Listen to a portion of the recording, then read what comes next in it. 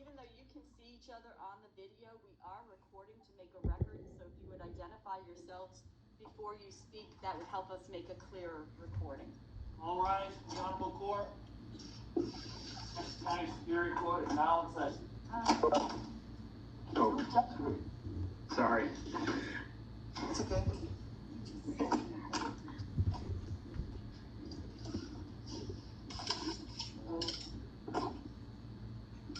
Good morning to all of you. This is a matter of Casella Waste Systems Incorporated versus Jon Swan, also formerly known as John Alvarez, and Save Forest Lake. If I could have, actually, why don't I first have counsel identify themselves and their clients for the record?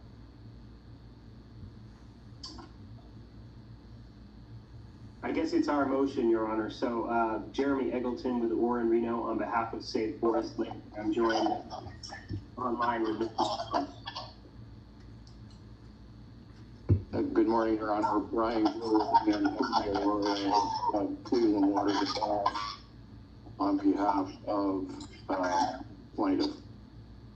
Okay, there's a preliminary matter I want to address, but I'll just say that I'm going to ask counsel and the parties who are listening, if you are not speaking and addressing the court, please keep your the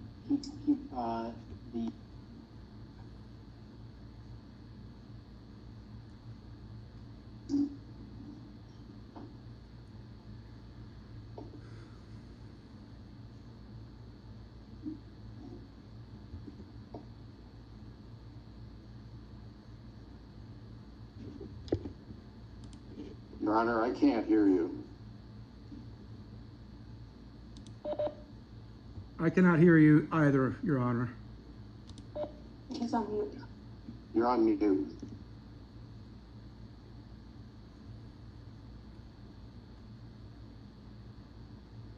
Okay, can you hear me now? Yes. Okay, so good. I after asking you all to mute when you're not talking, I started to speak without realizing that we were muted. So I apologize. But before I hear from counsel on the motion to dismiss, there's a preliminary matter. It's my understanding Mr. Swan would like to, with a camera, record this hearing, and I just wanted to hear whether there's any objection to him doing that. Yeah. No, Your Honor. Okay, so that request is granted. Mr. Swan, you have permission to record this hearing. Thank you, Your Honor. When I first hear from Attorney, I'll first hear from Attorney Eggleton. So I think I'm unmuted, Your Honor. Yes. You know, I know you've read our motion to dismiss. I know you've read the objection. I do have a couple of points I'd like to make concerning the objection. One is, I'm first of all somewhat troubled by some of the characterizations of the statements that were allegedly made by my client in the objection, and I'll point you to page 17 of the objection. At the bottom of that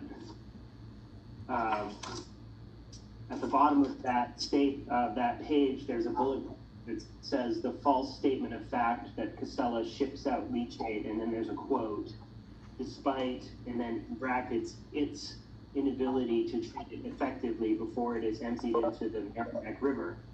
The obvious allegation, obvious import of that is that somehow this was a statement about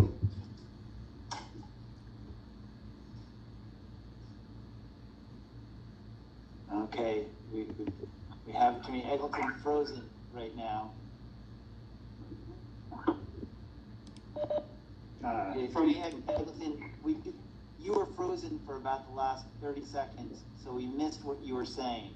Oh, I'm sorry. Did you see where we were referencing, Your Honor? I do see where you're referencing, yes.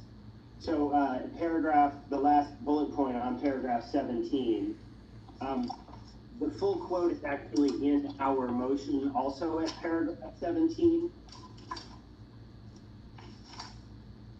And the actual quote from the complaint at paragraph 23 of the complaint is millions of gallons of leachate to the Concord and Franklin wastewater treatment facilities, despite their inability to treat it effectively.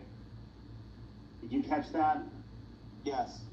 Yeah, so you know, this is sort of characteristic of the way that Casella has approached this complaint by taking quotes out of context and suggesting that they're about Casella in many instances where in fact they're not. I mean, the bracketed inclusion of its inability to treat it changes the nature of that statement altogether.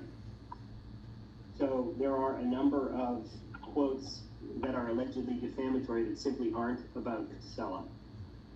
Another piece that I think is important to address from their objection is this notion that we attached a series of exhibits to our motion to dismiss. Those exhibits were all drawn from Mr. Swan's website, Save Forest Lake website, or his associated social media posts. And the nature of the complaint itself is such that you can't really tell where these alleged defamatory statements come from. So there's an allegation at paragraph 21 about a January 1, 2020 social media posting, for example. There's a Facebook website, and I'm talking about paragraph 21 of the complaint, Your Honor. There's the Facebook website, there's the Save Forest Lake website, and without the context, I can't even defend that statement because I don't know what it's referencing. Now, the case of Bean, which I discussed at, let's see, a footnote in our motion.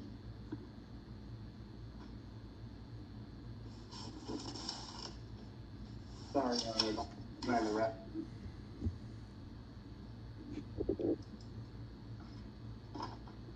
In the Bean case, which I discuss at note 8 of my motion, I apologize, Your Honor, I'm trying to. What it stands for is the proposition that when a complaint incorporates. Yeah. Are you hearing me, Your Honor? I am. I'm hearing something else in the background. Coming out of here, I'd like it to come out of there. Whoever just called in, whoever's caller. So Somebody who just called in, I don't know who that person is, but if whoever just called in could, and anybody else other than the person who's speaking could just keep things on mute so that we're not getting the feedback. Thank you. Please continue. thank you. All parties should be muted. Thank you, Your Honor. So the reference is to note 3 of my motion, Your Honor. In the Bean versus Bean case, what the Supreme Court said with respect to complaints is that the trial court may also consider documents attached to the plaintiff's pleadings, documents the authenticity of which are not disputed by the parties, official records, or documents sufficiently referred to in the complaint. And this complaint makes ample reference to Save Forest Lake's many social media postings and its website. And so what we did is we went to the website and those social media postings, and we found the reference documents that are linked there, to which Mr. Swan made reference, and Save Forest Lake made reference with his commentary. And that's how social media works. This stuff doesn't come out of thin air. Typically what happens is there's a news report, or there's some kind of legislative report which we've referenced, or there's a public record of some kind which then gets excerpted and linked, and then the person commenting will make a Facebook post based upon that statement. And that's what happened here. So those materials that are referenced by these statements are part of this complaint, and you can consider them for the purposes of adjudicating the motion. To the extent that, to that extent, we have encouraged the court to view the Save Lake website and the Save Forest Lake Facebook page. links to which we included in the motion, because you will see that all of these statements are part of very broad, very assertive, very long-standing, and voluminous media campaign against a landfill, a proposed landfill. That is the definition of the First Amendment, Your Honor. If my client incurs liability for making statements about this facility that are hyperbolic or conjectural or subjective in some way, then there is the First Amendment protection. One other comment I'd like to make is just an example. There are allegations that my client defamed Casella when he made reference to a spill that occurred up on Route 5 in northern Vermont. And the circumstances of that spill are spelled out in at least one article which we attached to our motion and which was referenced on Save Forest Lake's website. But the gist of it is that Casella operates a landfill in Coventry, Vermont, or thereabouts, and that late one night, 3 o'clock in the morning, one of its contractors was shipping leachate, which is the liquid material that sifts through the landfill or the recycling materials at the site and gets collected for processing on the site. And so one of these tanker trucks overturned or got into an accident on Route 5. And my client's comment was referencing, the possibility that leachate would spill into the adjacent Black River. Now that possibility was referenced in the news article that he was looking at itself, because the Department of Environmental Services in Vermont, or the Department of Transportation in Vermont, would be assessing the degree of potential contamination in the Black River from that spill. Now, it may be, and I have no idea what the facts are on this point, but it may be that 6 months later, the Vermont Environmental Agency will have made a determination that ultimately no leachate made it into the river, and there's no evidence of contamination in some fashion. But the standard for this particular plaintiff is one of actual malice here under the New York Times standard. So it's not enough to say that my client negligently asserted that materials spilled next to the river made it into the river. That's a pure question of negligence. And the standard here is that my client has to know that something is false and say it anyway with an intent to injure. And the recitation that it's possible that this spill could contaminate this river in northern Vermont, and geez, we really don't want that happening at our pristine Forest Lake in Dalton, should incur liability, means that there's no amendment protection, and that standard under the New York Times case doesn't apply. And the plaintiff has conceded that it is, for the purposes of this litigation, a limited purpose public figure, conceded the standard itself in its own complaint. So all of these statements are in some way a form of advocacy. I also make reference to the statements concerning an alleged scam. So Save Forest Lake made the assertion that Casella was quote-unquote scamming the elderly in the town of Dalton. And for the purpose of illustrating what he was talking about, the material that he was referencing on the website and on his Facebook post, we attached Exhibit 9. What it is a statement, an email from Mr. Casella's own public relations person, I believe, a woman named Rebecca Metcalf, and she's emailing someone called the Dalton Gang, and she says, "Don and Nancy, I hope you had a wonderful holiday. Jon Casella has asked for my assistance. Is something he would like to do. He's interested in providing a gift estimated between $50,000 and $100,000 for an immediate need for the people of Dalton. This is no strings attached, and it would come from his own philanthropy fund." Mr. Mooney then turned around and submitted some comments to the select board in connection with this item, referencing this proposed gift. And I believe the facts are that Mr. Casella disavowed that gift at a later time. But it's well within my client's First Amendment rights to look at that series of facts and say, that's a scam. That's an improper effort on the part of Casella to influence this body by proposing gifts and money in exchange for a favorable treatment before the decision-making body. Those are the facts that support and underlie the statement about Casella scamming the town and its elderly citizens.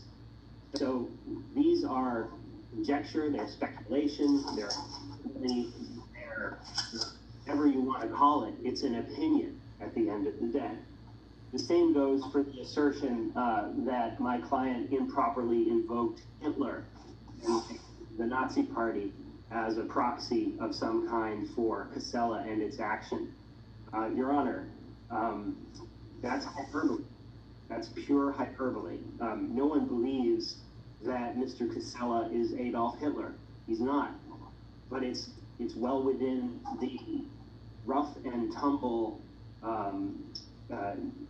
universe of free speech in our country to throw around that kind of epithet when it concerns an issue of public concern.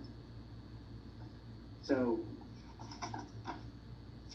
I am troubled by the inclusion of statements that are vague as to where they come from. I'm troubled by the way they've been misrepresented in terms of whom they are concerning to some degree.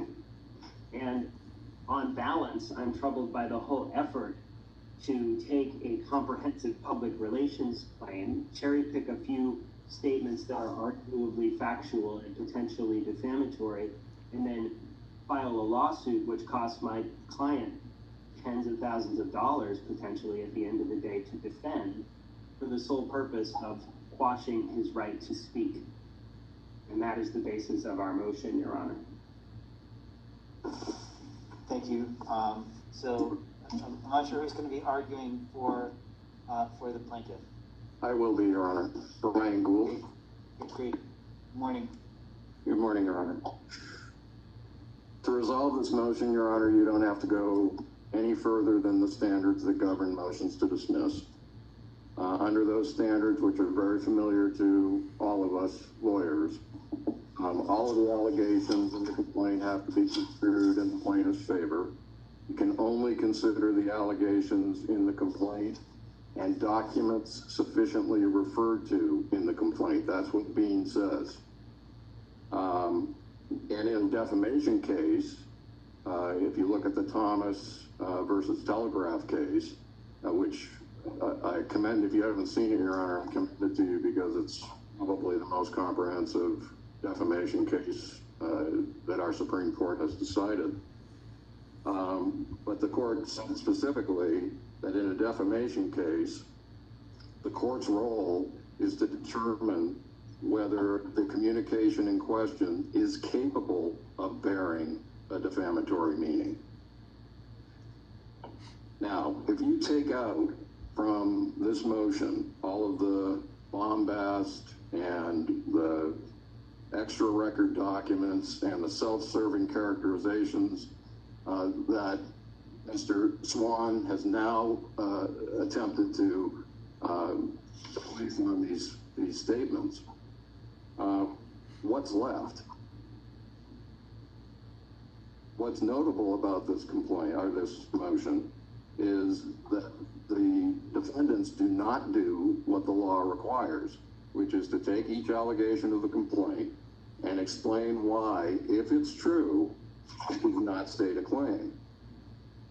There's a reason that they have relied on these extra record documents, to which we, just for the record, we've said in our papers, but we object to consideration of those documents. This is not a motion for summary judgment. They've tried to argue it like it is a motion for summary judgment. They've asked the court to make a determination on the truthfulness of these statements, whether they were opinions whether they were exaggerations. He certainly didn't say that when he made those statements. Now he's saying it because he's a defendant. But at the time, he didn't say, well, in my opinion, Casella did this. No, he made these statements as representations of fact. They are false, and they harmed my client. That's why we're here. It's not to quash his First Amendment rights. He has expressed a lot of opinions, and none of those are in the complaint. This is strictly about defamatory statements, which he knew to be defamatory, because of his hostility toward my client.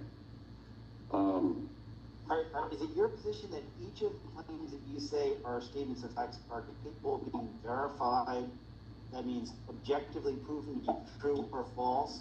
I mean, things like the company is predatory sound to me like statements of opinion. Well, if someone says that someone's a predator, that could be a statement of opinion, or it could be a statement of fact. On a motion to dismiss, how do you distinguish? I guess I'm wondering how the Supreme Court treated the statements in the automated transactions case, the patent troll comment. Aren't many of these comments that you're complaining about really just rhetorical? Again, very strongly worded statements, but not the kinds of things that can be proven to be true or false, but really expressions of opinion. Well, Your Honor, in order to make that determination, you're going to have to make a factual finding that that is what that statement means. I don't see how you can do that. The Supreme Court handled it in automated transactions.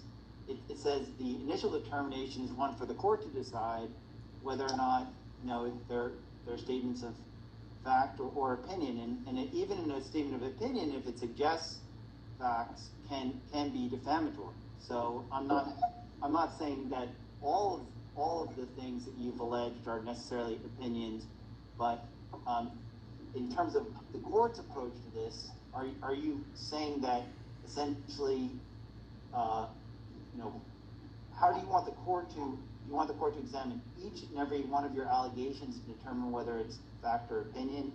Or are you suggesting that just given the nature of some of your claims, there's enough there that it survives a motion to dismiss? Well, Your Honor, the defendants have framed this motion as all or nothing.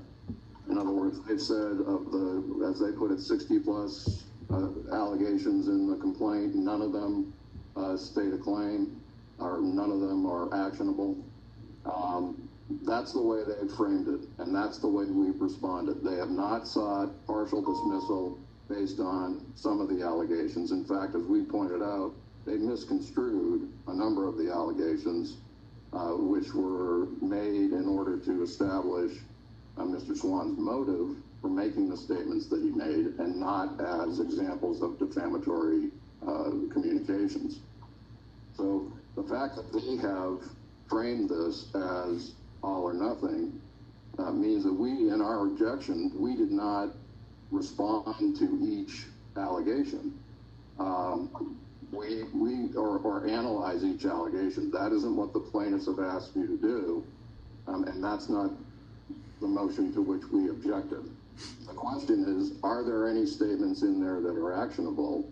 And I think we've given, Your Honor, in our objection, we've given you multiple examples of those that are objectionable. One thing that I do want to draw the court's attention to is that there are a number of these allegations, and Mr. Eggleton referred to all of them, but one of the allegations had to do with a leachate spill by a truck being driven by an independent contractor in Vermont, which Mr. Swan said discharged 8,000 gallons of leachate into the river.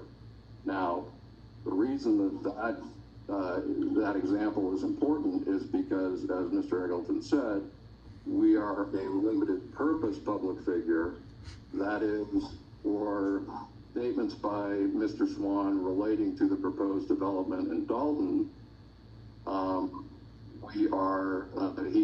we have to show actual malice. But for statements of operations in Vermont having nothing to do with Dalton, the standard is negligence, which we pointed out in our papers in a couple of places.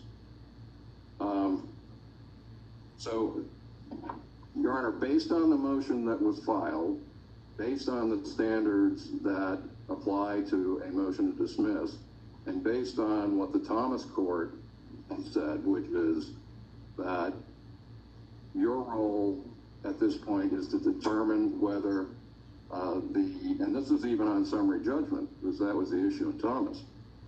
Your role is to determine whether the statements are capable of a defamatory meaning. That's all. So if we call somebody a predator, there are a lot of implications to that. And I don't think that a reasonable person would necessarily construe that to be, oh, that's just exaggeration. That's what the defendants want you to believe, is to just pass it off. But we have to think about people who read that, take it seriously, and there's no qualification in the statement that makes it clear that it's just a matter of opinion. He makes these statements as statements of fact, and the purpose for these statements is to destroy the reputation of Casella. If all he was doing was engaging on the merits of this proposal, that would be one thing. But instead, he's fallen back into his habit of attacking personally people who disagree with him and trying to tarnish their reputations so that they are not taken seriously and they are shunned. That's the whole purpose of this. And that's our theory. We're entitled to our theory, and our complaint states that theory. To say that that's not actionable really it ignores the standards that apply to a motion to dismiss. And I think the motion should be denied. Your Honor, anything further? Yeah, definitely, Your Honor. So to the allegation that somehow our motion doesn't frame out the specific statements, it's completely incorrect. I mean, we specifically and deliberately structured the motion in a way that cited every single alleged defamatory statement. We put it into our motion, and we said why each of those statements was not actionable. So, for example, on page 7, we stated that, at Exhibit 17B and 17B weren't actionable because they weren't defamatory in nature. Flipping to page 10, we have a series of statements. We've cited every single statement and identified it as a statement of opinion and grouped them into sort of subcategories because that's how they're generally considered in the complaint itself. But we have put every single statement in here into this motion, and we ask you to reject them all, of course. But to the extent that any one of these doctrines applies to any one of these statements, then you have to conclude that the motion should be granted as to that particular statement. At a minimum, what this motion should do is winnow down the alleged defamatory statements to whatever actionable statements there actually are in this complaint. And from our perspective, of course, there aren't any. Now, with respect to the Why aren't the allegations themselves, even if there are some that don't, that even if I agreed with you as to certain types of those statements, why don't they bear on your client's motive, state of mind, and the claim of malice? I mean, the fact that he harbors strong views against these people, isn't that relevant to whether he acted with malice? Not under New York Times, Your Honor. Malice means knowing that a statement was false and saying it anyway. And so with respect to the leachate question in northern Vermont, that standard applies. I reject the notion that Casella is a limited purpose public figure only for the Dalton application that it presently has going. It is a limited purpose public figure because of the Dalton application that it has going, but its other activities, which are being referenced by my client in an effort to thwart or forestall the Dalton application, are well within the ambit of the New York Times protection. And so when my client makes a statement about what happened with Casella Waste product in Vermont, it's because he doesn't want that same thing happening in Dalton, New Hampshire, and he's protected by the New York Times standard under those circumstances. I don't think there's really any debate on that. And so under that standard, my client has to know something is false and say it anyway with an intent to injure. Here, his intent isn't even to injure, it's to simply stop what he believes to be a bad project from going forward. Now, the notion that someone is a predator is the notion that that is something other than hyperbole or an epithet in the context of a public advocacy campaign is nonsensical, Your Honor. The facts of this case are that Casella wants to put a landfill, from my client's perspective, right next to a pristine North Country lake. And my client has characterized that effort as predatorial. That is the essence of hyperbole. That is the essence of argumentation in the public square. It can't be construed as having a literal meaning in that sense. And so what about a word like scam?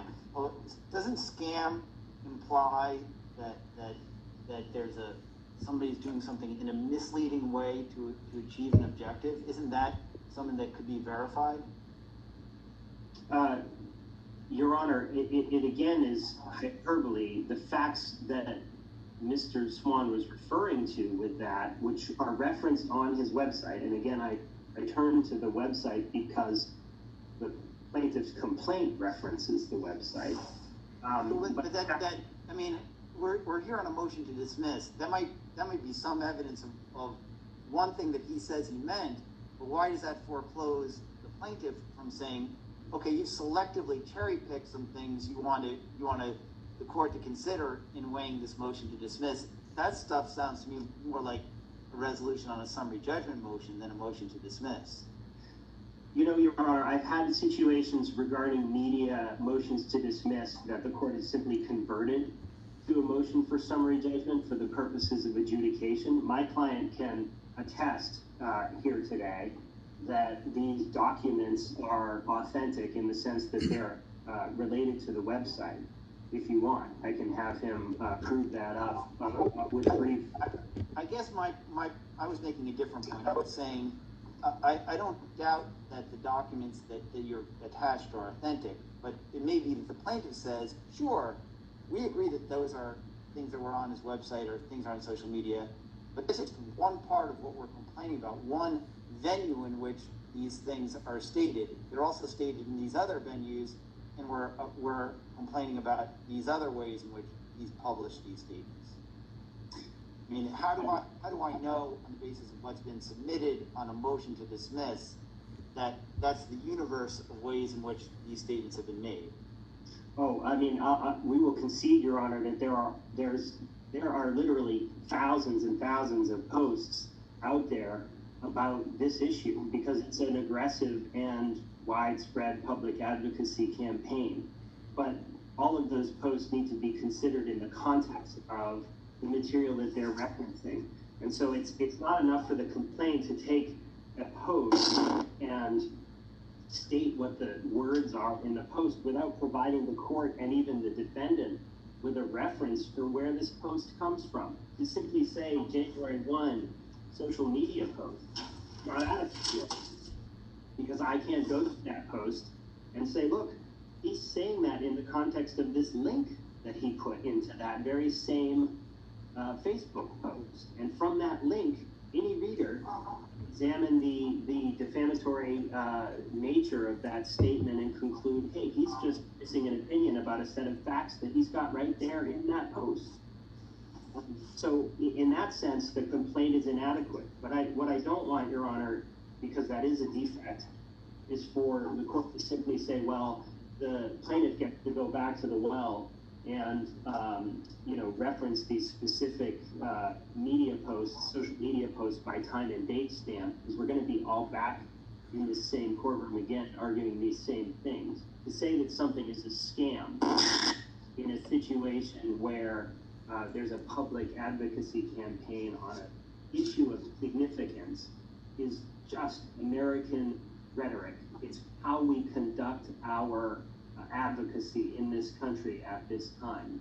And if it's libelous for someone to suggest that a scam is going on because we want to put a dump next to this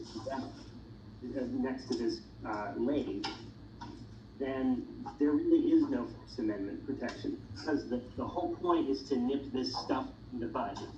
Companies like Casella file lawsuits like this against defendants like my client in order to stop them from speaking, because it costs money to defend these lawsuits, significant money.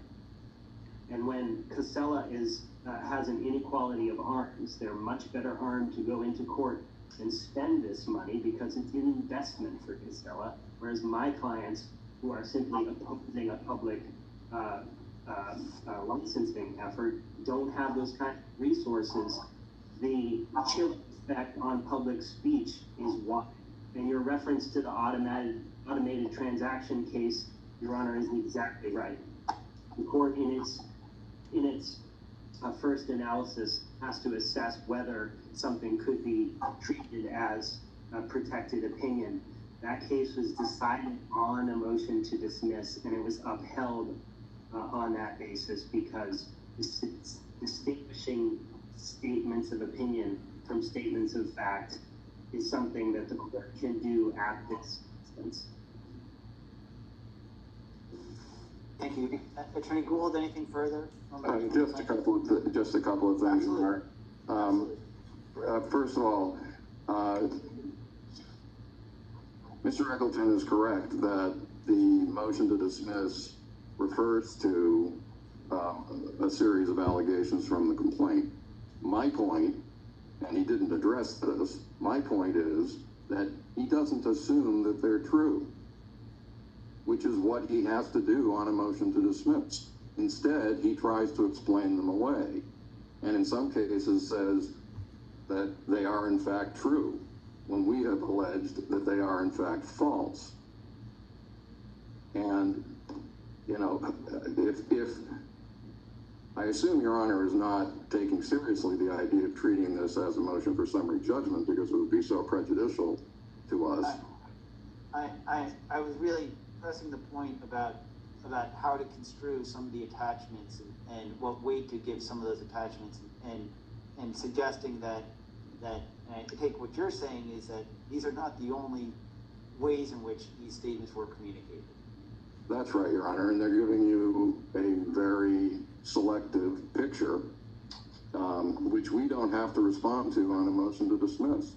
I was not going to start engaging them with an additional set of exhibits for Your Honor to consider, because that'll happen if they decide they want to seek summary judgment. But on a motion to dismiss, I don't submit exhibits typically, because they're irrelevant unless they're attached to the complaint. Now, I was going to approach this case much like the New Hampshire Supreme Court suggested in the automated transactions matter, in analyzing the motion to dismiss. That was going to be the framework that I was going to analyze this complaint. Okay. And the other point, Your Honor, that I'd like to make is that I think that the evidence or the allegations in the complaint that go to what is really common law malice is relevant to whether Mr. Swan had actual malice within the New York Times standard. Because an inevitable question in these cases will be, well, did the defendant have a motive to ignore the facts or recklessly disregard them or print or communicate knowing that he was wrong? And that's why those allegations are in there, not because it's an element of a defamation case, but because it goes to his motive. Finally, on the issue of limited public figure,